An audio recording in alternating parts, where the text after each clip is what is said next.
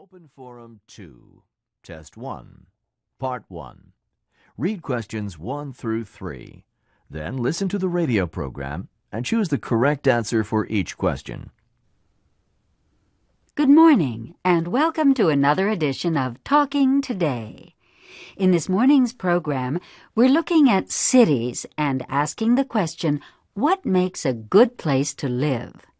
Later in the program, we'll be talking to Professor Kim Nielsen, a city planner who has written a book about the future of our cities.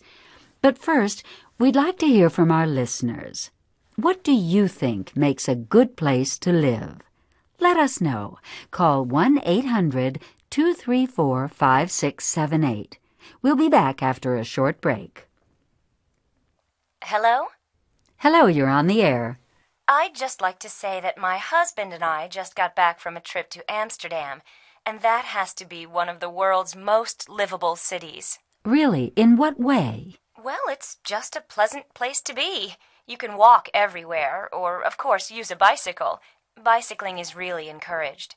And if you don't have a bike, there's an excellent transportation system. You can really get around.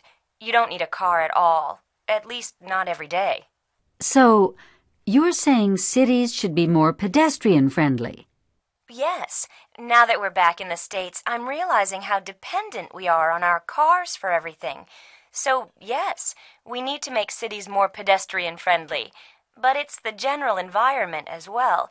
If you don't have cars, you don't have the noise and the air pollution. The whole atmosphere is different. Okay, thank you for your opinion. We have another caller. Yes, you're on the air. Good morning. Good morning. I'd just like to say that I think the suburbs have a bit of a bad name. We just bought a new house in a development outside Detroit, and we're delighted with it. Do you mean the house or the area? Both. But, well, I'm talking about the area. Safety is a big factor if you have young children. There are a lot of kids here, and they can play in our front yard without us worrying all the time about where they are. The schools are good. There are clubs and social activities and an excellent rec center. It's a really nice community.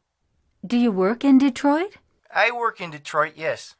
How long does it take you to get there from where you are? About 40 minutes. But I used to live in town, and it took me that long, too. The commute is not a problem. What we like is that the air is better, the community is wonderful, and the schools are good. Okay, thank you. So there's a caller in favor of suburban living. I think we have time for one more. Yes? Hello? Hello, caller. Good morning. You're on the air. Thank you. Hi. My wife and I recently retired to a small town, which I won't name because I might upset people. And now we're actually considering moving back to the city. Really? Why so? Too boring. Why? Nothing to do?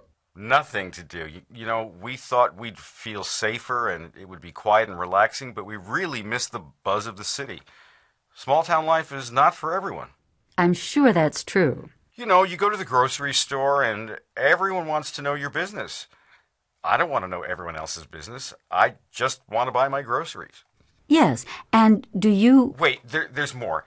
Half the time when you go to the store, they don't have the darn thing you want because they haven't had the delivery yet. So you have to go back in later in the day. I'm putting more miles on my car than I ever did when I was living in the city. I see. And you know, my wife and I, we're retired.